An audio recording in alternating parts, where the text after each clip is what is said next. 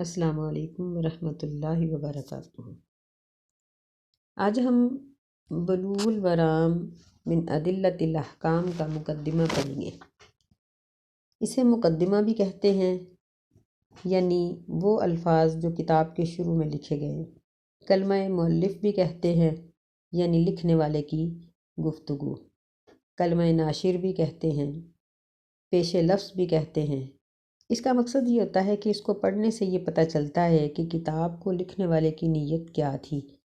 اور وہ اس میں کیا چیز ہمارے سامنے پیش کرنا چاہتے ہیں، اور ان کا موضوع کیا ہے، یعنی کس موضوع پر وہ بات کریں گے۔ یعنی یہ کتاب کس عنوان پر لکھی گئی ہے، کھانے پینے کے لیے لکھی گئی ہے یا کوئی اور فن سکھانے کے لیے، یا قرآن کی کوئی تفسیر ہے، یا حدیث کی کوئی تفسیر ہے، یا مسائل اس میں لکھے ہوئے ہیں۔ یعنی اس کتاب کے اندر کیا چیز انہوں نے جمع کی ہے، یہ سب چیزیں پتہ چلتی ہیں مقدمہ کے پڑھنے سے۔ تو آئیے پہلے ہم اس کے مقدمہ کا ترجمہ کرتے ہیں۔ فرماتے ہیں بسم اللہ الرحمن الرحیم، میں شروع کرتی ہوں اللہ کے نام سے جو رحم کرنے والا نہایت مہربان ہے۔ الحمد للہ علی نعمہ الظاہرۃ والباطنۃ قدیما وحدیثا۔ سب تعریف اللہ کے لیے ہے، اس کی ظاہری اور باطنی نعمتوں پر، نئی نعمتیں ہوں یا پرانی۔ والصلاة والسلام علی نبیہ ورسولہ محمد وآلہ وصحبہ، اور درود و سلام ہوں اللہ تعالیٰ کے نبی اور اس کے رسول محمد صلی اللہ علیہ وسلم پر، وآلہ، اور آپ کی آل پر، وصحبہ الذین ساروا فی نصرۃ دینہ سیرا حثیثا، اور ان ساتھیوں پر، سارو، جو چلے دین کی مدد کے ساتھ، سیراً حثیثاً، چلنا تیز تیز، یعنی انہوں نے تیزی کے ساتھ دین کے احکامات کو سیکھا اور تیزی سے ہی ان پر عمل کیا۔ تیزی کا مطلب یہ ہوا کہ بلا تاخیر، فوراً انہوں نے اس پر عمل کیا۔ وعلی اتباعہم الذین ورثوا العلم، اور درود و سلام ہوں نبی صلی اللہ علیہ وسلم کے ان پیروکاروں پر جو علم کے وارث بنے۔ تو علم کے وارث بننے والے کون ہیں؟ حافظ ابن حجر فرماتے ہیں والعلماء ورثۃ الانبیاء، کہ جو علماء ہیں وہ ہیں انبیاء علیہم السلام کے وارث۔ اکرم بہم وارثا و موروثا، ان کے ساتھ وارث بنانے والا بھی اور جس کو وارث بنایا گیا ہے، سب ہی صاحب عزت ہیں۔ سبحان اللہ۔ یعنی جو لوگ حدیث پڑھتے ہیں، جو پڑھاتے ہیں، جنہوں نے حدیث کو جمع کیا، جنہوں نے اس کو لکھا، کتابی شکل میں اس کو ہمارے سامنے پیش کیا، اللہ تعالیٰ ان سب کے لیے اس حدیث کے علم کو عزت کا سبب بنا دیتا ہے۔ پھر فرماتے ہیں اما بعد، حمد و صلوات کے بعد، فہذا مختصر یشتمل علی اصول الادلۃ الحدیثیۃ للاحکام الشرعیہ، کہ یہ مختصر سی کتاب ہے جو مشتمل ہے ان اصولوں پر جو حدیث کے دلائل کے مطابق ہیں، شرعی احکامات میں سے، یعنی شرعی احکامات میں سے جو دلیلیں احادیث سے شرعی احکامات کے لیے ہمیں ملتی ہیں، ان دلیلوں پر اور ان حدیثوں پر یہ کتاب مشتمل ہے۔ یہ چیز بتانا چاہتے ہیں کہ میں نے اس کتاب میں صرف احادیث کو نقل کیا ہے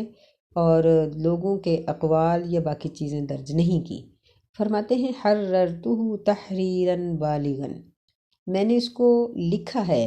ایسے طریقے سے لکھنا، بالغاً، جو یعنی جس طرح بالغ انسان ہوتا ہے نا، اس طرح مکمل، یعنی اتنی یہ کتاب مکمل ہے کہ اس میں تقریباً تمام قسم کے بنیادی مسائل موجود ہیں۔ لیصیر من یحفظہ من بین اقرانہ نابغا، تاکہ اس کو حفظ کر لینے والا یا اس کا ترجمہ پڑھنے والا اپنے دوستوں کے درمیان وہ ممتاز ہو جائے، یعنی علیحدہ، دوسروں سے علیحدہ نظر آئے۔ وَيَسْتَعِينُ بِهِ الطَّالِبُ الْمُبْتَدِئ، اور جو ابتدائی طالب علم ہے وہ اس کتاب سے استعانت حاصل کرے، مدد حاصل کرے۔ یعنی اس کو اس سے مسائل کے سمجھنے کا فائدہ ہوگا۔ ولا یستغنی عنہ الراغب المنتہی، اور ایسا شخص جو دین کی رغبت کرنے والا ہے، اگرچہ وہ دین سیکھتے سیکھتے اس کی انتہا تک پہنچ جائے، لا یستغنی عنہ، وہ بھی اس سے مستغنی نہیں، بے پرواہ نہیں ہو سکتا، مستغنی نہیں ہو سکتا، یعنی اس سے بڑے بڑے علماء کو بھی بالآخر اس کی ضرورت رہے گی۔ تو یہ مقصد ہے امام ابن حجر رحمہ اللہ علیہ کے اس کتاب کو لکھنے کا۔ حافظ ابن حجر رحمہ اللہ علیہ کی کتاب کا مقدمہ ہم پڑھ رہے ہیں، اور اس میں انہوں نے یہ بات ذکر کی ہے، کہتے ہیں کہ میں نے ہر حدیث کے بعد ان ائمہ کا تذکرہ کیا ہے جنہوں نے اس کتاب کو تحریر کیا ہے، یعنی جن کی کتابوں کے اندر اس حدیث کا حوالہ موجود ہے۔ فرماتے ہیں وَقَدْ بَيَّنْتُ عَقِبَ كُلِّ حَدِيثٍ مَّنْ أَخْرَجَهُ مِنَ الْأَئِمَّةِ، کہ میں نے ہر حدیث کے بعد ان ائمہ کا تذکرہ کیا ہے جنہوں نے اس حدیث کو بیان کیا ہے، یعنی یہ اس کتاب کی ایک خاصیت ہے کہ ہر حدیث کے بعد ان کتابوں کا تذکرہ موجود ہے جن میں سے یہ حدیث تلاش کی جا سکتی ہے۔ انہوں نے ایسا کیوں کیا؟ فرماتے ہیں کہ لِإِرَادَةِ نُصْحِ الْأُمَّةِ، میں امت کے ساتھ خیر خواہی کا ارادہ کرتا ہوں، کہ یعنی لوگوں کو حدیث کے تلاش کرنے میں مشکل پیش نہ آئے۔ فَالْمُرَادُ بِالسَّبْعِ، کہتے ہیں کہ جہاں میں نے حدیث کے آخر میں لکھا ہے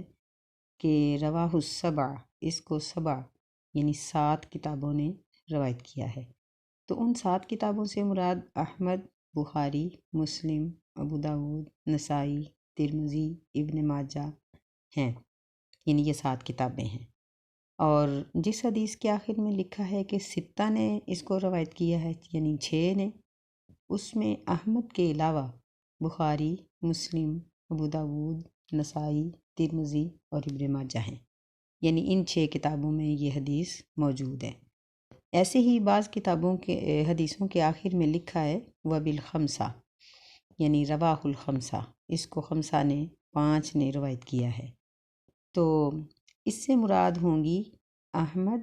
ابو داود، نسائی، ترمذی، ابن ماجہ، یعنی بخاری اور مسلم میں اس کا، ان دونوں کتابوں کا تذکرہ وہاں نہیں ہوگا۔ اور وقد اقول الاربع، کبھی میں کہتا ہوں کہ اس کو رواہ الاربع 4 نے روایت کیا ہے، و احمد، یعنی جب میں خمسہ کا ذکر کرتا ہوں نا، تو کبھی میں ایسے کہتا ہوں کہ اس کو اربع نے اور احمد نے روایت کیا ہے، اور کبھی میں یہ کہہ دیتا ہوں کہ اس کو خمسہ نے روایت کیا ہے۔ ایسے ہی بعض حدیثوں کے آخر میں لکھا ہے رواہ الاربع، اس کو اربع نے روایت کیا ہے، تو جب اربع کہتے ہیں تو پھر اس سے مراد من عدا الثلاث الاول، یعنی پہلے 3 کو چھوڑ دو، احمد، بخاری، مسلم کو چھوڑ دو، اور باقی کتابیں بچتی ہیں 4، ابو داود، نسائی، ترمذی، ابن ماجہ، یعنی 4 کتابوں میں یہ حدیث موجود ہے۔ اور جن حدیثوں کے آخر میں لکھا ہوا ہے وبالثلاثہ، رواہ الثلاثہ، کہ اس کو 3 نے روایت کیا ہے، تو اس میں آخری من اداہم والآخیرہ، کہ پہلی 3 کتابیں اور آخری کتاب یعنی ابن ماجہ کو چھوڑ دیں، تو درمیان والی کتابیں جو 3 بچتی ہیں وہ ہیں ابو داود، نسائی، ترمذی، یعنی ثلاثہ سے یہ 3 مراد ہیں۔ وبالمتفق علیہ، یعنی بعض کتابوں حدیثوں کے اخیر پر لکھا ہوا ہے متفق علیہ، تو متفق علیہ سے مراد صرف بخاری اور مسلم ہے۔ وقد لا اذکر معہما غیرہما، اور تحقیق میں ان دونوں کتابوں کے ساتھ ان کے علاوہ کسی اور کو ذکر نہیں کرتا، یعنی یہ نہیں کہ متفق علیہ سے مراد بخاری مسلم کے علاوہ کوئی اور کتابیں ہوں، یہ نہیں ہو سکتا۔ وما عدا ذلک فہو مبین، اور جو کتابیں اس کے بعد ہیں، اس کے علاوہ ہیں، جس طرح بہکی ہے یا کسی اور روایت کا حوالہ ہے تو فرماتے ہیں کہ وہ میں واضح طور پر لکھ دیتا ہوں۔ وَسَمَّيْتُهُ بُلُوغُ الْمَرَامِ مِنْ أَدِلَّةِ الْأَحْكَامِ، میں نے اس کا نام رکھا ہے کہ اپنے مقصد کو پہنچانے والی کتاب، من ادلۃ الاحکام، یعنی احکام کے دلائل کے حساب سے۔ واللہ اسأل الا یجعل ما علمناہ علینا وبالا،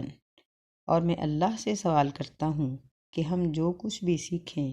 وہ ہمارے لیے وبال کا سبب نہ بنے۔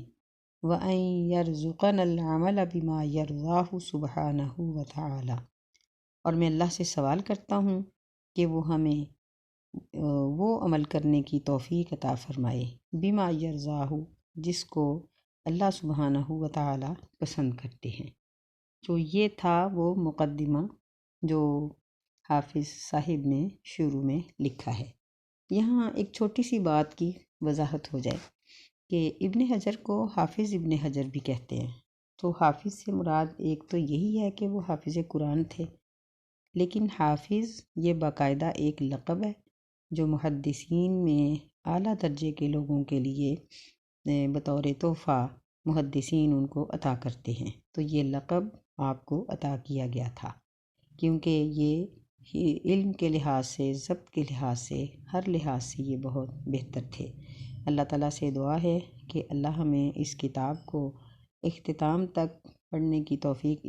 عطا فرمائے۔ اور آج ہم جس کتاب کو شروع کرنے والے ہیں اس کا نام ہے بلوغ المرام من ادلۃ الاحکام،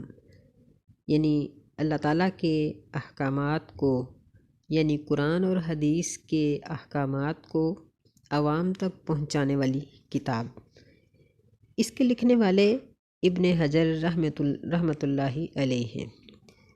ان کا نام احمد بن علی ہے، احمد بن علی بن محمد، اور ان کو شہاب الدین کا لقب بھی دیا گیا۔ ایسے ہی ان کو ابن حجر بھی کہا جاتا ہے، لیکن ان کا ابن حجر کا نام سب سے زیادہ مشہور ہوا۔ اس کی ایک وجہ تو یہ بتائی جاتی ہے کہ ان کا حافظہ بہت مضبوط تھا، اور حجر کا معنی ہوتا ہے پتھر، یعنی پتھر کا بیٹا، یعنی پتھر جیسا مضبوط حافظہ تھا ان کا، کہ انہوں نے تقریباً 9 سال کی عمر میں قرآن مجید مکمل حفظ کیا، اور پھر تھوڑی دیر کے بعد انہوں نے جب احادیث کا علم حاصل کرنا شروع کیا تو 15 سال کی عمر تک انہوں نے دور دراز کے سفر کر کے حدیث کا علم حاصل کیا۔ پھر یہ کئی دفعہ قاضی کے عہدہ پر پہنچے، یعنی چیف جسٹس رہے۔ اور بعض کہتے ہیں کہ ان کے ابن حجر کے لقب کا جو وجہ ہے وہ ان کے عدل کے فیصلوں کی وجہ سے ہے، یعنی یہ بہت سخت قسم کا اور عدل پر مبنی فیصلہ کرتے تھے، جس کی وجہ سے لوگ ان کو ابن حجر کہتے تھے۔ ویسے ان کے ایک پردادا کا نام بھی حجر تھا، بعض نے کہا ہے کہ ان کی نسبت ان کی طرف ہے۔ بہرحال یہ اتنے اللہ تعالیٰ کے جلیل القدر بندے تھے کہ انہوں نے مختصر عمر میں تقریباً 150 کے قریب کتابیں لکھی، اور ان میں سے جب انہوں نے بلوغ المرام کو لکھا تو حدیث کی باقی تقریباً تمام کتابیں مختلف فنون پر مبنی تھیں یا شروحات تھیں، یعنی بڑی بڑی کتابوں کی شرح انہوں نے، تفسیر جسے کہتے ہیں، وہ لکھی ہے۔ تو جب انہوں نے بلوغ المرام کو مکمل کیا تو ان کو اس قدر خوشی ہوئی کہ انہوں نے دعوت عام کی، اور اس دعوت پر جو خرچ انہوں نے کیا اپنے پاس سے وہ 500 دینار تھے، جس کا یعنی دینار سونے کا ہوتا ہے، تو اس کا وزن 500 دینار کا 2 کلو 125 گرام بنتا ہے۔ اللہ تعالیٰ نے ان کی کتاب کو اتنی شہرت عطا کی کہ بادشاہوں نے ان سے اس کتاب کو خریدا، اور تقریباً 300 دینار میں یہ کتاب ان کی جو تھی نا وہ یعنی انہوں نے اس سے حاصل کی ہے، اور 300 دینار یہ بھی تقریباً 1 کلو 275 گرام، یعنی 1 کلو اور 275 گرام سونا بنتا ہے۔ تو اس طرح سے اللہ تعالیٰ نے ان کی اس کتاب کو اتنی شہرت عطا کی ہے کہ یہ کتاب خود بھی یہ کہتے ہیں کہ میری اس کتاب سے کوئی لاپرواہ نہیں ہو سکتا۔ تو واقعتاً یہ تقریباً تمام مذاہب میں یہ کتاب پڑھی جاتی ہے، یعنی دیوبندی، اہل حدیث، بریلوی، سب ہی اس کتاب کو اپنے نصاب میں شامل کیے ہوئے ہیں اور سب ہی اس سے استفادہ کرتے ہیں، کیونکہ انہوں نے اس میں قرآن اور حدیث سے، بلکہ زیادہ حدیث سے ہی ہے، ٹھوس قسم کے مسائل انہوں نے اس میں ذکر کیے ہوئے ہیں۔ اس کتاب کی ایک اور بہت بڑی خوبی یہ ہے کہ انہوں نے ہر حدیث کے آخر میں یہ بات واضح کر دی ہے کہ یہ حدیث کن کن کتابوں میں آئی ہے، اور صحاح ستہ میں سے انہوں نے ان کے گروپ بنائے ہیں کہ ان کے نام یوں رکھے ہیں کہ رواہ الخمسہ، رواہ الاربعہ، رواہ الثلاثہ، اس طرح کر کے کہ اس کو 6 نے روایت کیا، اس کو 7 نے روایت کیا، اس کو 5 نے، اس کو 4 نے، اور پھر انہوں نے اس بات کی وضاحت کر دی ہے کہ 5 سے مراد کون کون سی کتابیں ہیں، 4 سے مراد کون کون سی کتابیں ہیں۔ تو اس طرح سے جو بھی حدیث پڑھیں اس کا فوراً پتہ چل جاتا ہے کہ یہ حدیث ہمیں کس بڑی کتاب میں سے مل سکتی ہے۔ تو انشاءاللہ ہم کل اس کتاب کے پہلے باب کو شروع کریں گے انشاءاللہ العزیز۔ السلام علیکم ورحمۃ اللہ وبرکاتہ۔